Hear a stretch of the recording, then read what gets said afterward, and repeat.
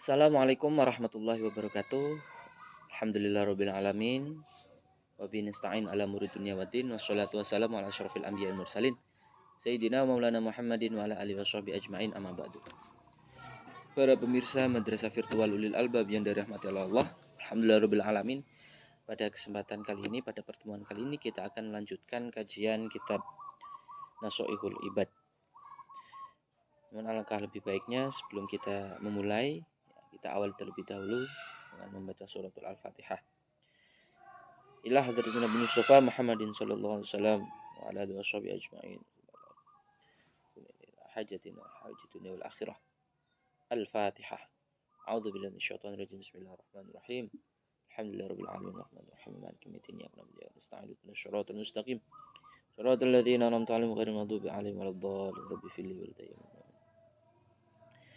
Bismillahirrahmanirrahim. Pada pertemuan kali ini kita masih pada bab tsunai ya. Bab mau'izah, nasihat-nasihat yang berbentuk dua nasihat. Bismillahirrahmanirrahim. Wa qala alaihi salam ahabbul ibadi ilallahi ta'ala anfa'un nasi linnas.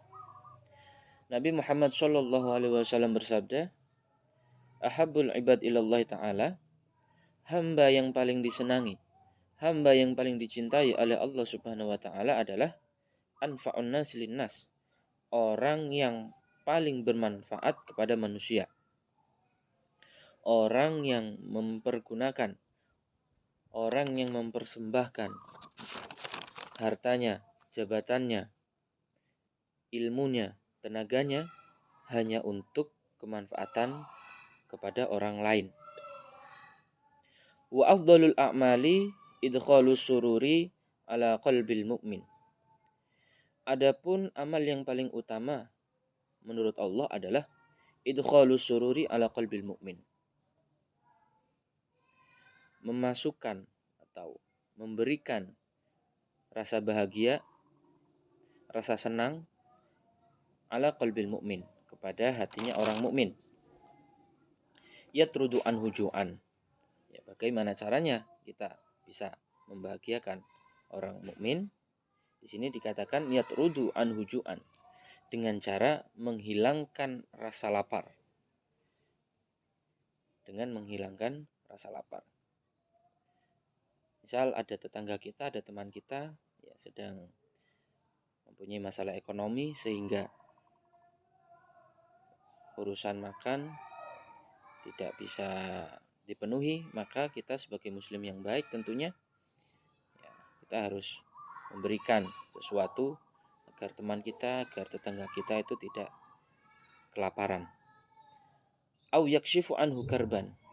Kemudian amal yang kedua, amal yang paling utama menurut Allah adalah menghilangkan rasa susah, menghilangkan kesulitan orang lain.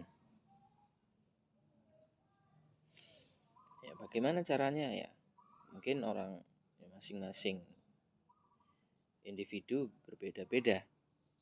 Mungkin ada seseorang yang hanya diberikan senyuman, itu yang tadinya merasa sulit, yang tadinya mempunyai kesusahan, langsung bahagia.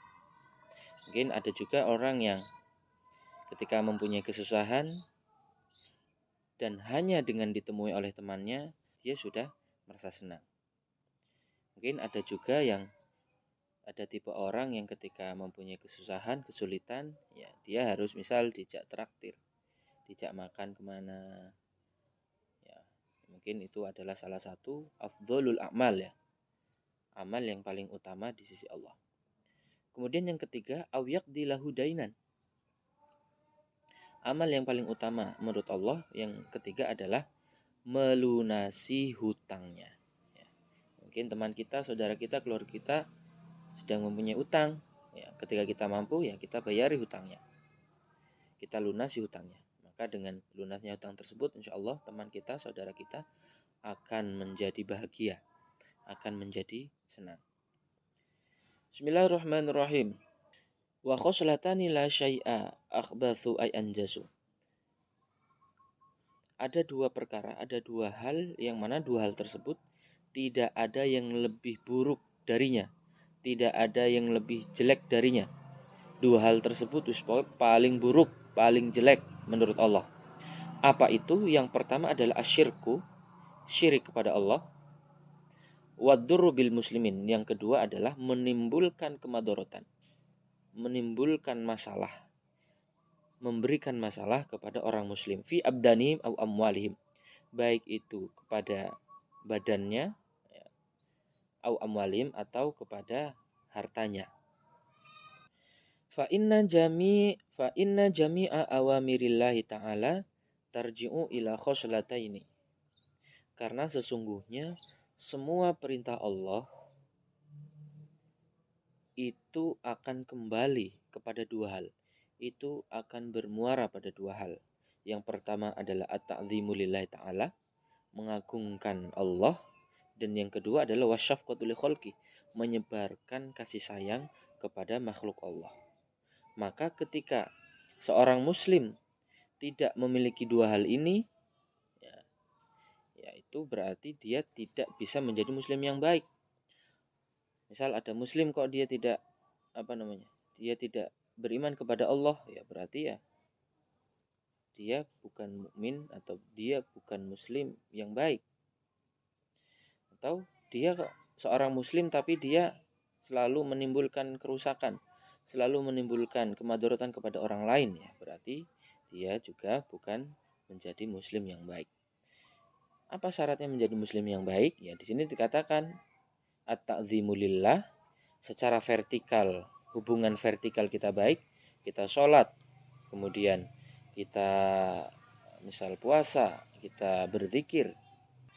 Dan yang kedua, wasyafqatu li khalqi, kita memberikan, kita menyebarkan kasih sayang kepada orang lain.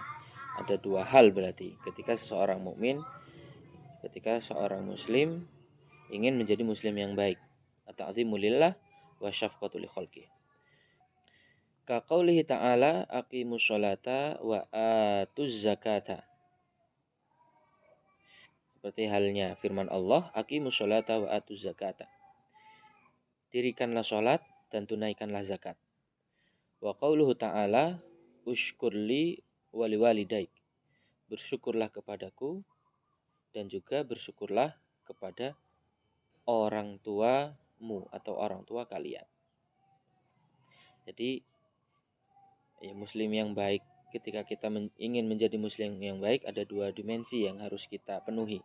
Yang pertama adalah kita harus berhubungan baik kepada Allah, dibuktikan dengan ibadah, dengan sholat, dengan puasa. Kemudian yang kedua adalah dimensi horizontal. Kita harus berbuat baik kepada orang lain, kepada orang yang ada di sekeliling kita. Ruwiya an Uwais al-Qarni annahu qala. Diriwayatkan dari Uwais al-Qarni, marartu fi ba'di siyahati bi rohib. Kata Uwais al-Qarni, saya berjalan di perjalanan bertemu seorang rohib. Fakultu ya rohib. Maka kemudian saya bertanya kepada rohib, ya rohib, ma awwalu darajatin yarqaha al-murid. Apa fase awal, apa tahap awal ketika seorang murid ingin naik derajatnya? Kemudian rohib tersebut menjawab, qala radul madzalim. Langkah tersebut yang harus dipenuhi, yang harus dilewati oleh seorang murid tersebut adalah radul madzalim. Dia harus menolak untuk berbuat zalim. Dia harus terbiasa untuk tidak berbuat zalim kepada orang lain. Kemudian menurut rohib, yang kedua adalah wa khifatuz zuhri minat tabiat. Dia harus meringankan punggungnya. Dia harus meringankan badannya untuk memenuhi hak-haknya orang lain. Fa innahu la yas'adu lil abdi amalun wa alaihi tabi'atun aw mudlimatun. Karena sesungguhnya seorang hamba tidak akan naik derajatnya sampai sehingga seorang hamba tersebut bisa memenuhi hak-haknya orang lain dan dia terhindar dari berbuat zalim kepada orang lain. Para pemirsa Madrasah Virtual Ulil Albab yang dirahmati Allah, Dari apa yang kita pelajari tadi, dari apa yang kita baca tadi, setidaknya ada satu hal yang bisa kita ambil pelajaran, ya, selain ya, sebagai seorang muslim, ya, selain kita harus berbuat manfaat kepada orang lain, kita juga harus terhindar, kita harus kita tidak boleh memberikan kerusakan kepada orang lain. Kita sebagai seorang muslim tentunya secara vertikal kita juga harus menyembah kepada Allah, ya, dengan memenuhi apa yang diperintahkan, dengan menjauhi apa yang dilarang, ya. Kemudian yang kedua, secara horizontal pun kita harus penuhi, yakni dengan berbuat baik kepada orang lain.